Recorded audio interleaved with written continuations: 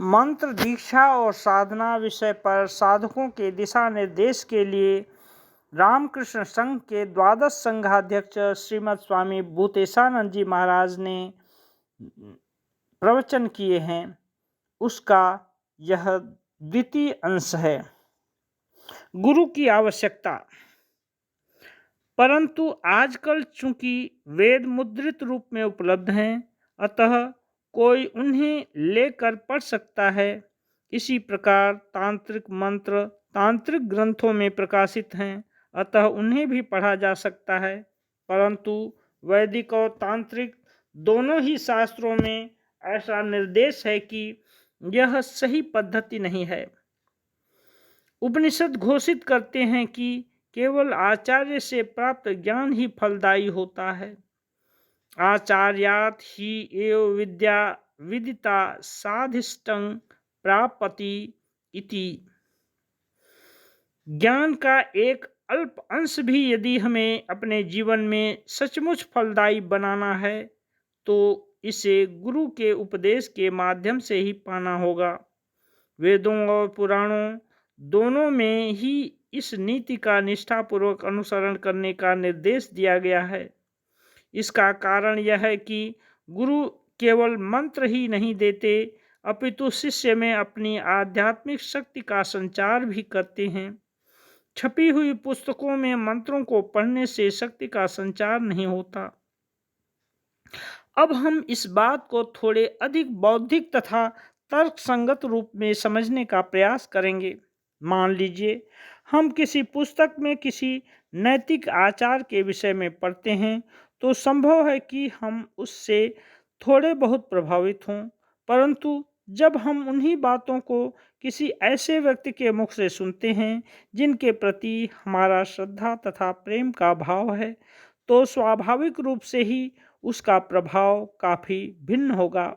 इसी प्रकार भले ही हम मंत्र दीक्षा के द्वारा आध्यात्मिक शक्ति के संचार की वास्तविक प्रक्रिया न समझ सकें, पर इतना तो जानते ही हैं कि एक जलते हुए दीपक से ही दूसरा दीपक जलाया जा सकता है। अतः किसी व्यक्ति के जीवन को आलोकित करने के लिए एक ऐसे व्यक्ति की आवश्यकता है जिसका जीवन पहले से ही आलोकित हो। गुरु द्वारा शिष्य में शक्ति के संचार का यही तात्पर्य है। इस प्रकार के सजीव संपर्क के बिना शक्ति का संचार असंभव है। मंत्रों में छिपी शक्ति। ऐसे सजीव संपर्क के द्वारा मंत्र अधिक शक्तिशाली हो जाता है। इसी शक्ति के संरक्षण हेतु शास्त्रों द्वारा शिष्यों को इस विषय में गोपनीयता बरतने का आदेश दिया गया है और इस नियम का उल्लंघन करने वालों के लिए कठोर दंड का विधान किया गया है। वैसे इसका मूल उद्देश्य यह है कि लोग मंत्र को हल्के या तुच्छ रूप में न लें। व्यक्ति को मंत्र बड़ी गंभीरता के साथ लेना चाहिए। उसके साथ परीक्षण आदि नहीं चल सकता। वह हमारे जीवन में काफ़ी महत्व रखता है। जब हम ईश्वर की प्राप्ति के लिए साधना में मनोनियोग करें, तब हमारे लिए यह जानना आवश्यक है कि इसे हल्के ढंग से नहीं लिया जा सकता। गुरु केवल मंत्र ही नहीं बल्कि वह ज्ञान भी देते हैं जो उन्होंने अपनी निजी अनुभूति या गुरु परंपरा से प्राप्त किया है, और इसीलिए वे शिष्य को उचित पद्धति से शिक्षा देने में सक्षम होते हैं। इस संदर्भ में एक अन्य बात भी मेरे मन में आती है। मंत्र असंख्य हैं। यदि सभी मंत्रों को हमारे समक्ष प्रस्तुत किया जाए तो हम उलझन में पड़ जाएंगे कि कौन सा छोड़ा जाए और कौन सा ग्रहण किया जाए। इस उलझन से मुक्त होने का सर्वश्रेष्ठ उपाय यह है कि एक ऐसे योग्य व्यक्ति के निर्देशों को मानकर चला जाए जिन्हें मंत्रों का प्रत्यक्ष ज्ञान प्राप्त हो।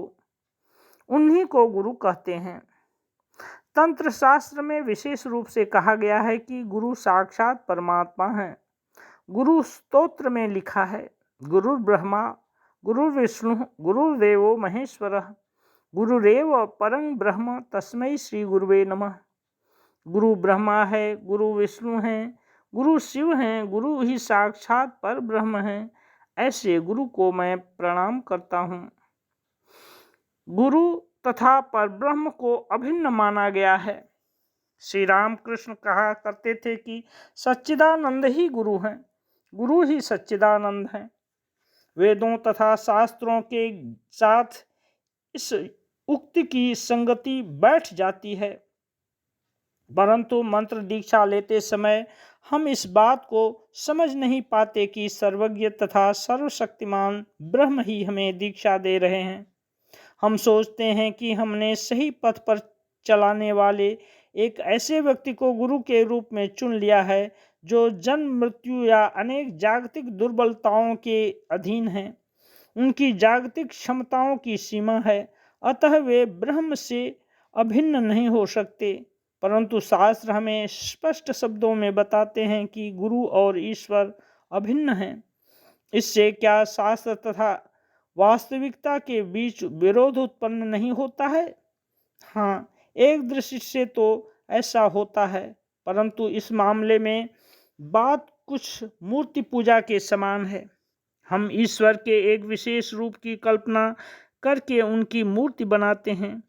मूर्ति को ऐसी चीज़ों से बनाया जाता है जो जड़ पदार्थ हैं, और हम उसी की पूजा तथा ध्यान करते हैं। क्यों करते हैं? क्योंकि हम अनंत की धारणा नहीं कर सकते। निर्गुण निराकार तत्व हमारी कल्पना के परे है, अतः हमें किसी रूप का आश्रय लेना पड़ता है, वह चाहे कोई मूर्ति, चित्र, प्रतीक ही क्यों न हो। पृथ्वी पर ऐसा कोई भी धर्म नहीं है जिसमें मूर्ति पूजा या प्रतीक पूजा न हो। मूर्ति या प्रतीक के बिना हम किसी प्रकार भी ईश्वर की धारणा नहीं कर सकते। यहाँ तक कि वे धर्म जो मूर्ति को मन से पूरी तौर से निकाल डालने के पक्षधर हैं, वे भी किसी न किसी प्रतीक का आश्रय लेते ही हैं।